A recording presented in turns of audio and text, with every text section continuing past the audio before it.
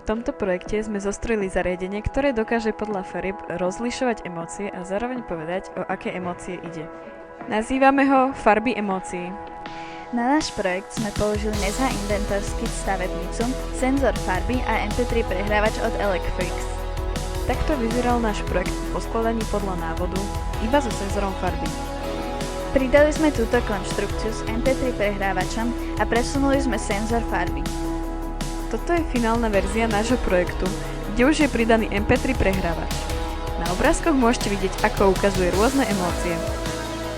Toto je program, ktorý je nahratý vo finálnej verzii.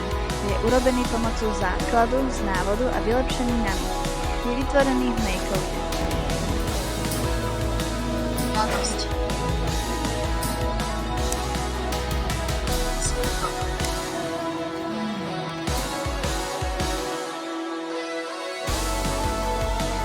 Ďakujeme za pozornosť.